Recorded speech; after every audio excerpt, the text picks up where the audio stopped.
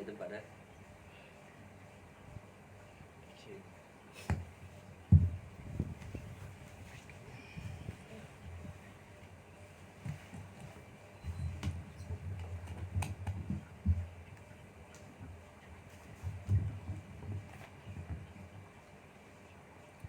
Bismillahirrahmanirrahim. Asyhadu an la ilaha illallah wa asyhadu anna Muhammadar Rasulullah. Okey, alhamdulillah kita ada masa, ada ruang untuk kita bincangkan apapun perkara. Betapa gaib pun, betapa syuhadat pun kita bincangkan di ruang yang terbuka, pada soalan-soalan yang terbuka tentang apapun. Untuk malam ni kita ada tetamu yang akan tanyakan apapun kemuskilan yang ada. Moga-moga kita dapat kongsikan bersama.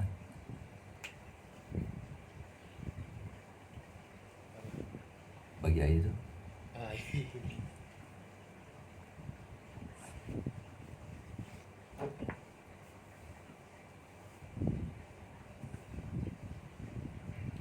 Okey, saya ucapkan selamat datang. Boleh tanyakan apa-apa kalau ada yang rasa muskil. Boleh tanyakan apapun. Silakan.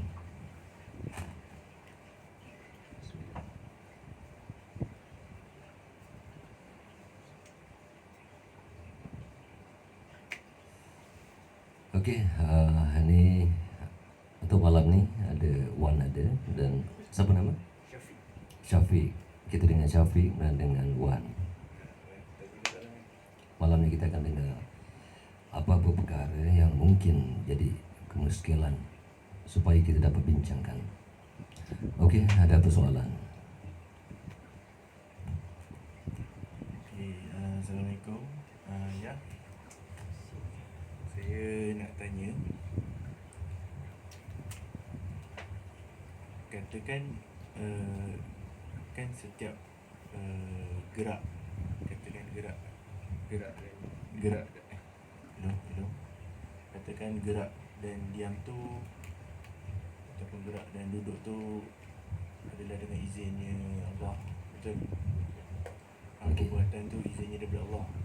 Okey, betul. Tapi kalau kata seseorang tu membuat satu perbuatan yang tak betul di mata yang lain tu, ataupun katakan sesuatu yang dia percaya tu betul tapi pada lain tu salah, macam mana tu ya? Bagilah kita tu.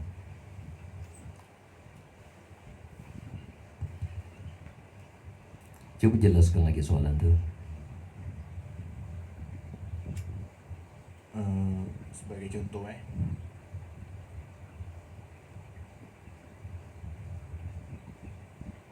Okey, sebagai contoh, ada seorang ni dia buat satu kesalahan.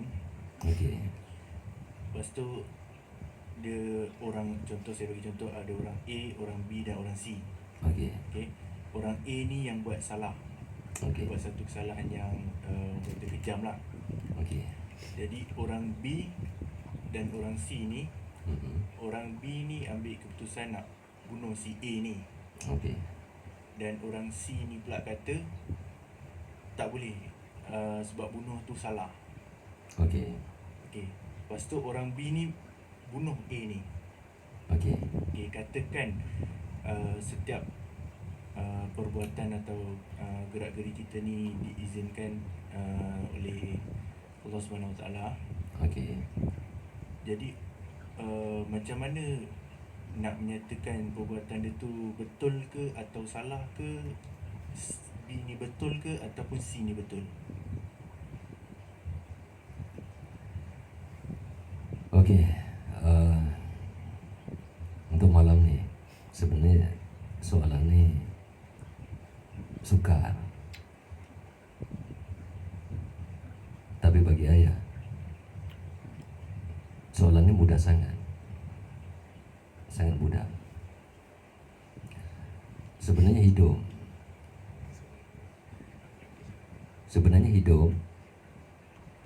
sangat bergantung pada peringkat di dalam agama. Pertama, peringkat syariat. Tentu pandangannya pandangan syariat. Kedua, pandangan tarikat. Jadi di atasnya pandangan hakikat. Dan makam yang paling tinggi pandangan makrifat. Jika dipandang di dalam, jika kita melakukan sesuatu perkara yang bersalahan dan kita kembali kepada syariat, setiap kesalahan mesti berhukum. Betul? Oleh kerana setiap kesalahan mesti berhukum, jadi tertakluk kepada salah atau benar, dosa atau pahala. Bila berdosa, maka hukumnya di akhirat nanti sama ada diazab di barzakh ataupun di Jahannam. Hazihi jahannam allati kuntum tu'adun. Betul. Tapi di dalam perkara itu betul sebenarnya. Ini hukuman itu betul. Di dalam syariat, hukuman itu betul. Namun, jika manusia yang menjatuhkan hukum, bagaimana dengan ayat yang mengatakan tidak boleh menjatuhkan hukum melainkan Allah Ta'ala? Faham kan? Jadi sebagai manusia, bagaimana untuk kita jatuhkan hukum apabila ayat itu sudah keluar? Tidak boleh menjatuhkan hukum melainkan Allah Ta'ala juga. Itu satu. Jadi ayat berpegang bahawa hukuman itu betul di dalam syariat, tapi salah di dalam hakikat. Salah kerana di dalam hakikat la haula wala quwata illa billahil aliyil azim. Betapapun perbuatan itu bersalahan dengan syariat, kesalahan pada hukum akal, tapi pada hukum kalbu yang paling dalam, hakikat yang paling dalam, bukankah tidak ada daya upaya sebagai manusia? Kerana ada ayat mengatakan wa ma ramaita iz ramaita walakinnallaha rama. Tidak bergerak satu zarah pun melainkan dengan izin Allah Ta'ala. Dan dia tidak meletakkan sesuatu itu sama ada baik atau buruk. Dan tidak ada ayat yang mengatakan yang baik dari Allah, yang buruk dari manusia. Tidak. Kerana kadar-kadar yang paling asas adalah mengatakan baik dan buruk itu dari Allah Ta'ala. Adakah terjawab soalan itu? Macam ayah ada sebut tadi pasal kadar dan kadar, ni serba sedikit berkait lah dengan soalan tadi. Okey, Dia silakan. berkaitan takdir. Takdir. Katakan takdir ni pada seseorang tu telah ditetapkan. Betul? Okey. Jadi setiap kelakuan yang dia buat itu sama ada betul ataupun salah, dikirakan takdir dia. Okey. Jadi kalau macam tu, macam mana yang nak dikatakan salah dia ke atau macam mana? Sebab ada yang boleh jawab, memang takdir aku gini. Itu macam mana pula ya? Kembali kepada asas agama. Asas agama, kita mesti percaya bahawa kadar-kadar buruk dan baik itu adalah dari Allah datangnya. Kalau asas agama itu sudah kita tentang dengan mengatakan yang buruk itu dari kita, yang baik dari Allah, maka kita perlu jawab soalan, adakah kuasa lain selain dari Allah Ta'ala? Sedangkan Allah mengatakan baik dan buruk itu dari Allah Ta'ala. Kecuali kita ada kuasa kita sendiri lain dari kuasa Allah, maka kita boleh melakukan keburukan itu tanpa izin Allah Ta'ala. Jadi di dalam pandangan hakikat, yang mengerti akan hakikat, tentu dia akan kembalikan pandangannya kepada Allah Ta'ala. Betul? Apabila Bila kita kembalikan pandangan kepada Allah Ta'ala, maka apapun kesalahan akan berhujung dengan keampunan. Maka tidak ada yang dihukum, kerana semua berlaku dengan izin Allah Ta'ala. Betul? Sebab itu di dalam menghukum, jika kita tanyakan pada 4 pandangan, dikatakan mazhab, kita tanyakan pada mazhab Hambali, Maliki, Hanafi, Syafi'i, sekalipun Ja'fari, tertentu hukumnya. Dan kita kembali pula kepada mazhab syariat, tarikat, hakikat, marifat. Ada pandangan masing-masing. Betul? Jadi kita lihat sebenarnya di dalam Islam ada peperangan, yakni peperangan Badar, peperangan Uhud, banyak lagi peperangan Khandaq. Betul? Ada perang, betul? Pernah dengar di mana-mana ayat tercatat di dalam peperangan itu Rasulullah membunuh musuh? Ada? Ada? Tak ada. Sepatutnya Rasulullah lah yang membunuh paling ramai. Dia ketua perang, tapi Rasulullah tidak membunuh. Jadi tidakkah kita lihat sebenarnya apa yang dicontohkan oleh Rasulullah? Betul ada hukuman, di dalam agama ada hukuman, tapi bukankah Rasulullah mengatakan memaafkan itu lebih baik, memberi ampun itu lebih baik? Betul? Dan ada ayat Quran mengatakan bahawa jangan sekali-kali kamu menjatuhkan hukum. Allah sahaja yang boleh menjatuhkan hukum. Jadi sebenarnya kesalahan dan dosa ada di mata manusia, bukan mata Tuhan yang Maha Pengampun. Seorang kafir tidak minta lahir dari rahim seorang kafir. Apa beza orang bukan Islam dengan Islam? Apa beza? Orang bukan Islam lahir dari rahim yang kafir, bukan di atas doa dan permintaannya. Kita pun lahir dari rahim orang Islam, bukan atas doa kita. Bahkan kita sangat terdedah kepada kufur, zindik, munafik, syirik. Orang kafir tidak terdedah kepada kufur, tidak terdedah kepada syirik, munafik, tidak terdedah pada zindik. Tapi sebagai orang Islam lebih terdedah. Kerana itu Allah kata, Nabi bersabda bahawa pada paginya kita beriman, pada petangnya kita kafir. Jadi hati-hati, jangan kamu berbangga dengan mengatakan hendaklah kita berbangga sebagai seorang Islam. Jangan. Kerana hadis Nabi mengatakan, jangan kamu benci pada si kafir itu. Takut-takut batinnya Islam, tapi hendaklah kamu jaga diri kamu. Takut-takut zahir kamu Islam, tapi batin kamu kafir. Soalan?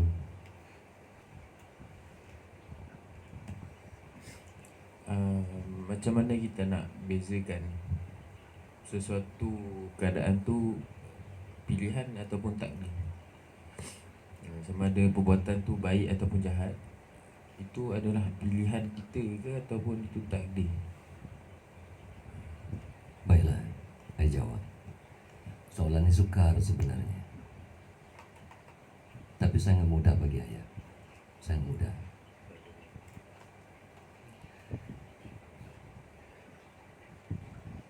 Cuba kita renung bersama. Kita renung. Apakah doa Nabi kepada Allah Ta'ala? Ya Allah, janganlah Engkau biarkan aku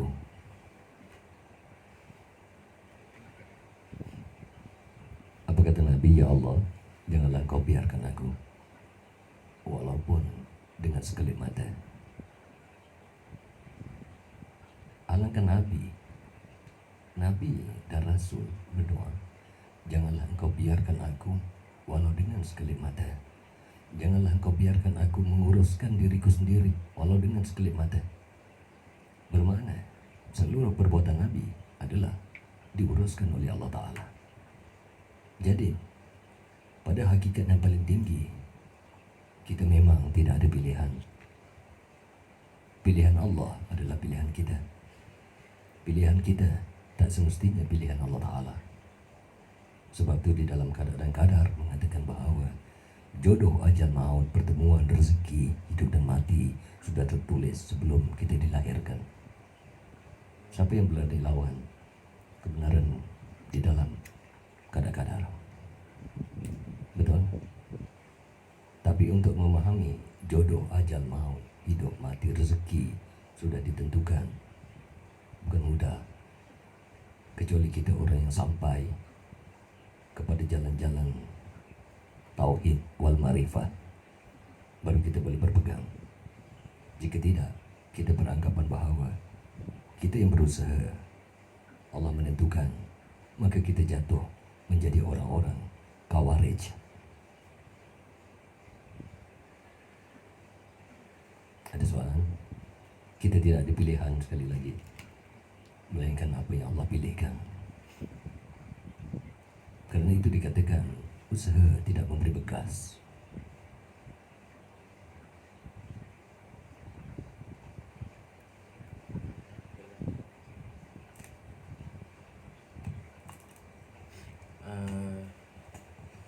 Bagi orang yang dah belajar soal syariat sampai ke peringkat tasawuf, tapi bagi orang yang dia tak, dia cuba untuk terus ke tasawuf, benda tu betul, maksudnya perbuatan dia tu betul ataupun tak, dia terus belajar tasawuf. Sedangkan syariat yang bawah-bawah tu dia tak belajar sebetulnya untuk fahamkan benda tu sebetulnya. Sebenarnya cara belajar sangat bergantung kepada siapa kita belajar. Sangat bergantung pada guru yang membimbing. Kerana Rasulullah sallallahu alaihi wasallam Rasulullah sallallahu alaihi wasallam pada mulanya diajar pada peringkat yang paling tinggi, bukan peringkat yang paling rendah. Kenapa ia katakan diajarkan pada peringkat yang paling tinggi? Kerana disuruhnya Rasulullah membaca, sedangkan Rasulullah tak boleh membaca dan menulis. Bukan itu peringkat tinggi? Kenapa tidak Jibril turun? Ajarkan dulu Nabi menulis dan membaca. Masakan malaikat Jibril turun suruh Nabi baca dan menulis, sedangkan Nabi tak boleh membaca dan menulis. Bermakna membaca dan menulis bukan peringkat Nabi pada tatkala itu. Bahkan terus kepada bacalah dengan nama Tuhan kamu yang menulis dengan kalam. Sebagai Nabi yang pada ketika itu belum pun kenal Tuhan, jika dikatakan belum kenal Tuhan, bagaimana untuk Nabi meyakini bahawa Tuhan itu menulis dengan tangan? Pernahkah Nabi melihat tangan Tuhan? Bukankah itu peringkat tinggi? Bermakna di dalam mengajar ada setengah guru diajarkannya peringkat yang paling tinggi, dan kemudian baru menurun ke bawah. Ada yang mengajarkan dari bawah dan naik ke puncak. Jelas? Ada guru yang letakkan muridnya di puncak yang paling tinggi, supaya muridnya melihat dari atas ke bawah, melihat semula daripada makrifat, hakikat, tarikat dan syariat. Ada guru yang mengajarkan daripada syariat, tarikat, hakikat dan makrifat. Itu adalah kaedah seseorang mengajarkan. Soalan lain? Jadi soalan yang mengatakan mengatakan adakah jika ajar terus kepada tasawuf tidak melalui syariat itu salah atau tidak. Di dalam kaedah itu tidak salah. Kerana seorang guru ada metodenya sendiri, ada caranya sendiri.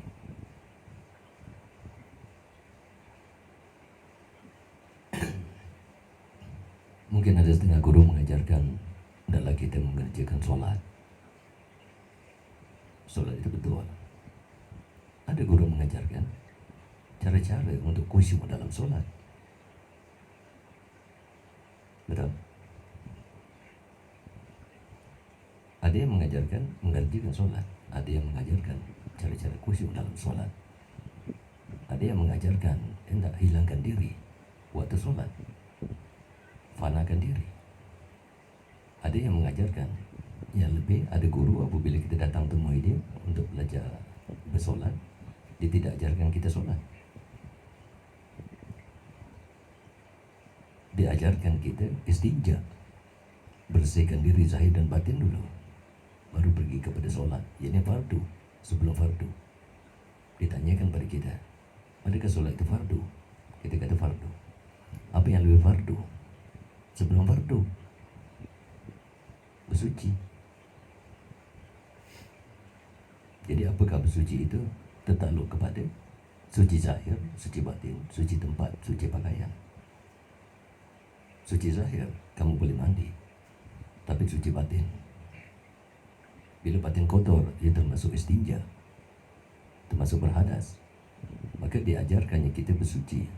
Bersuci dengan latifatu qalbi, latifatu kullu jasad, latifatu aktika, latifatu akfa, latifatu sir, latifatu sirusir. Mengikut makam-makam, mengikut cara masing-masing. Bagaimana kamu solat dalam keadaan kalbu kamu tak bersih? Sangat jarang guru-guru mengajarkan bahawa di dalam membersihkan diri, termasuk membersihkan segala istinja yang ada pada diri. Segala istinja, bukan sekadar istinja hadas kecil, hadas besar. Sangat jarang guru mengajarkan dalam bersihkan segala tai mata, tai telinga, tai hidung, tai pusat. Itu istinja yang sebenar. Sehingga tai pusat pun mesti dibuang, telinga pun mesti dibersihkan, hidung mesti dibersihkan, mata mesti dibersihkan. Jarang guru mengajarkan bahawa yang di dalam pusat itu juga perlu dibersihkan. Jadi jawapan ayah itu jawapan ayah, jawapan orang lain itu terpulang. Jawapan ayah itu hanya metode seorang guru. Kerana seorang guru mustahil, kalau dia betul guru makrifat dan hakikat, mustahil dia mengatakan jangan mengerjakan syariat. Tak ada. Kamu boleh belajar tasawuf tanpa meninggalkan ibadat-ibadat syariat. Kamu boleh belajar syariat tanpa menolak tasawuf. Tidak ada guru tasawuf yang menolak syariat. Bahkan syariatnya jauh lebih baik. Tapi kalau ada guru yang menolak syariat, itu bukan guru tasawuf. Okey, soalan.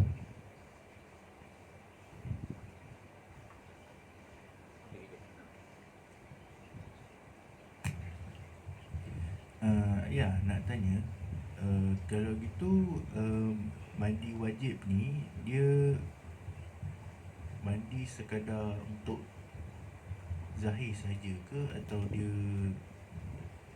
macam ayah tadi kata ada yang mandi untuk zahir dan batin, betul? Betul. Jadi mandi wajib ni dia hanya zahir saja ke, atau zahir dan batin ke, atau macam mana ya?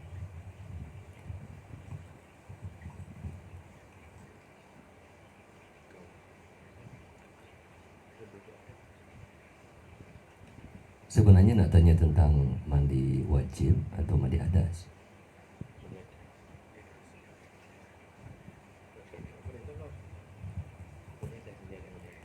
Mandi hadas.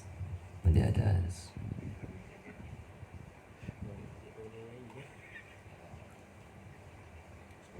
Sebab kalau kata mandi,